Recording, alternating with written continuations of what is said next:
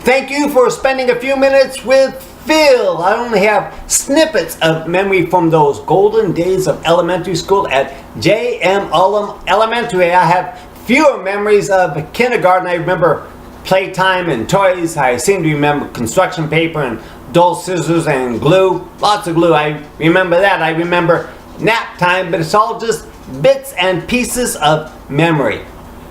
However, I do remember a certain situation pretty clearly. It was the end of the school day. It was time to go home. It must have been winter because I was putting on my jacket, but unfortunately, for whatever reason, I couldn't get my jacket to zip up. Something was wrong with my zipper.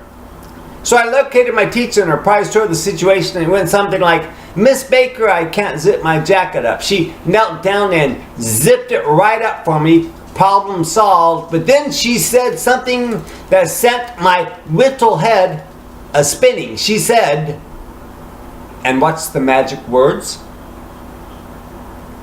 Magic words? What, hocus pocus? Abracadabra? My little mind is racing 100 miles an hour. Well, maybe 50 miles an hour. I wasn't the sharpest kid. The only magic words that I could come up with was, "I love you." It seemed to me those were the magic words my mother and father had taught me, but those words seemed a bit over the top. I mean, I liked my teacher. She was nice and everything, but love, that seemed rather hasty. We really hadn't been dating or anything. It just all seemed so quick. Well, okay, I thought, but just before I made a fool of myself, she said, "Thank you." The magic words are, "Thank you." Woo! Tragedy averted. A wave of relief came over me. I managed to stammer out the words "thank you," and I was on my way. I've reflected more than once over the years about the words "thank you" and kind of agree. In a sense, the words "thank you" are some pretty magical and amazing words. They are an expression of gratitude, an expression of appreciation, an expression of thankfulness. If you're like me, your folks began to teach you to say thank you from word go.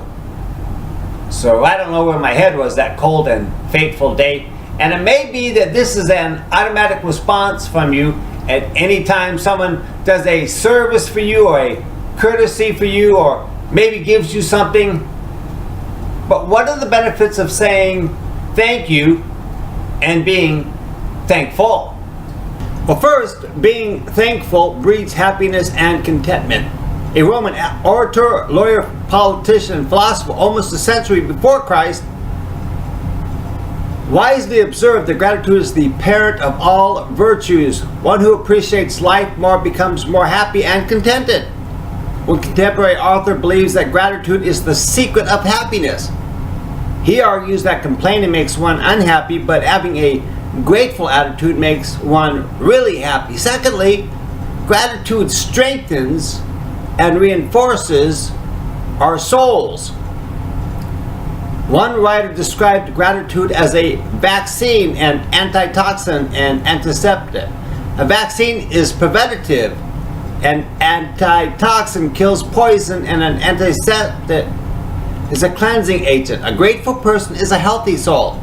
Stay grateful to keep the poison out of your soul. Thirdly, being grateful or thankful blesses the person you're saying thankful to.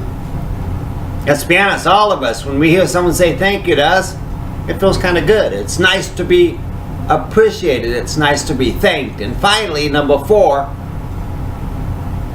gratitude is godly. Let me tell you what Paul the Apostle said when he spoke to the church in Thessalonica. He said, "Give thanks in every circumstance, for this is God's will for you in Christ Jesus." Wow. Every circumstance, he tells us to be thankful. And I have to say, every circumstance in my life, if I thought about it, there was a reason or two to be thankful for that circumstance, whether I liked it or not. Well, I'm thankful you listened to me talk about being thankful. Thanks for spending a few minutes with Phil.